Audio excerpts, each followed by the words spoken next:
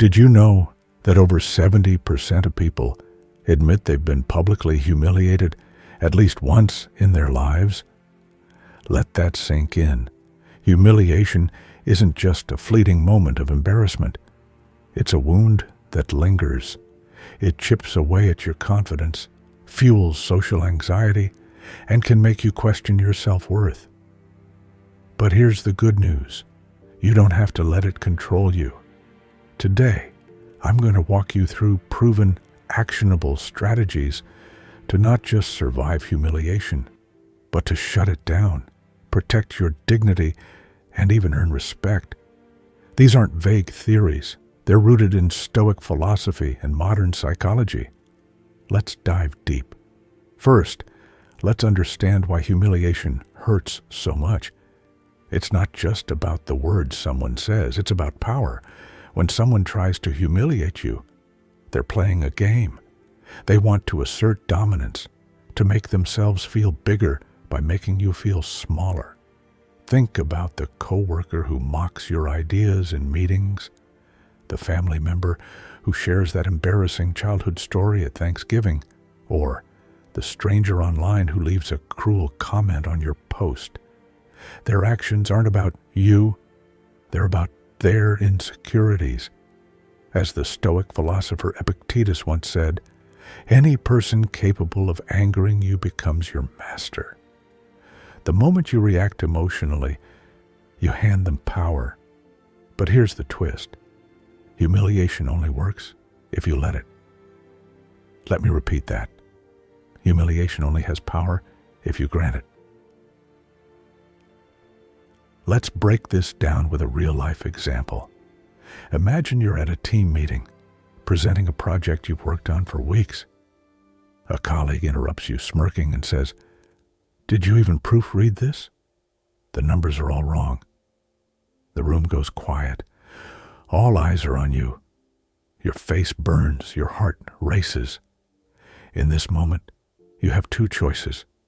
You can panic, stutter, and let their words define you. Or you can pause, breathe, and respond with unshakable calm. This brings us to our first technique, the calm gaze.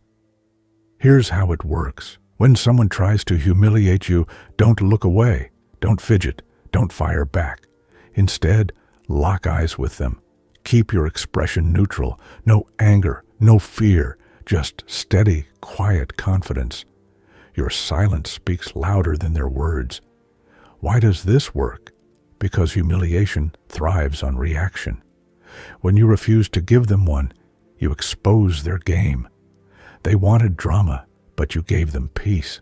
They wanted control, but you kept yours. Let me share a personal story. Years ago, I was at a networking event when someone loudly joked about a failed project I'd led. The room froze. Instead of shrinking or lashing out, I looked at them, smiled faintly, and said nothing. After 5 agonizing seconds, they looked away. The conversation moved on, but the power dynamic shifted. By staying calm, I showed the room and myself that their words couldn't touch me. Now, let's talk about the repeat the joke method. Imagine this. You're at a family gathering, and your uncle playfully mocks your career choice in front of everyone. The table laughs nervously. Instead of laughing along or snapping back, tilt your head and say, "I'm not sure I get the joke. Can you explain it?" Watch their smirk fade. Forcing them to repeat or explain a cruel remark strips away the humor.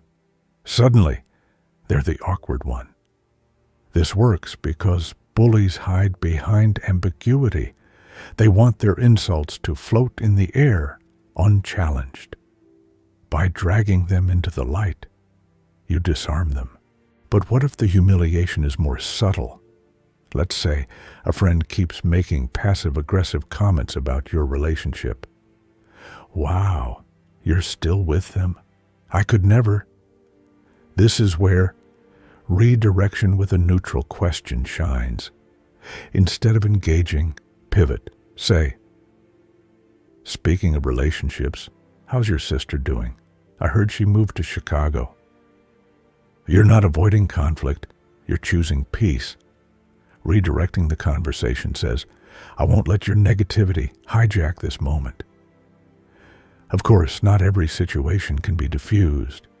Sometimes the healthiest choice is to walk away with confidence. Picture this.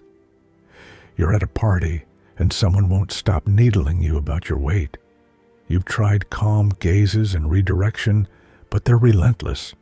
So you smile, say, "I'm going to grab a drink, let's catch up later," and leave.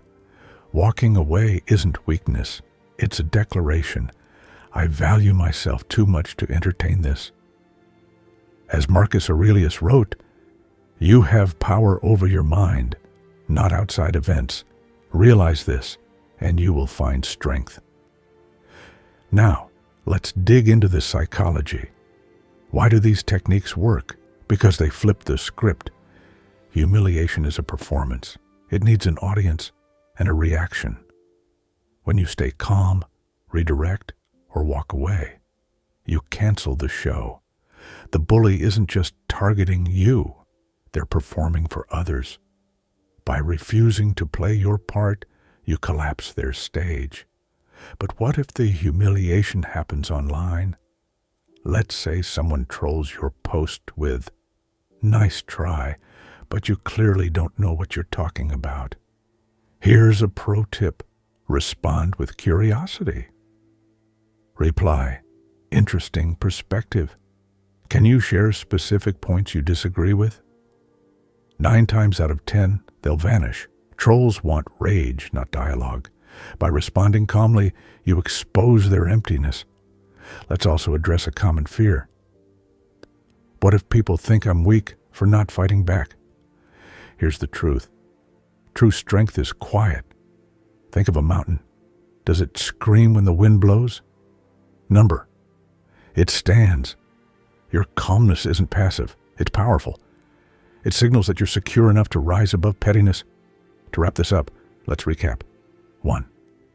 The calm gaze. Silence plus steady eye contact equals instant power shift. 2. Repeat the joke. Force them to explain their cruelty. 3. Redirect.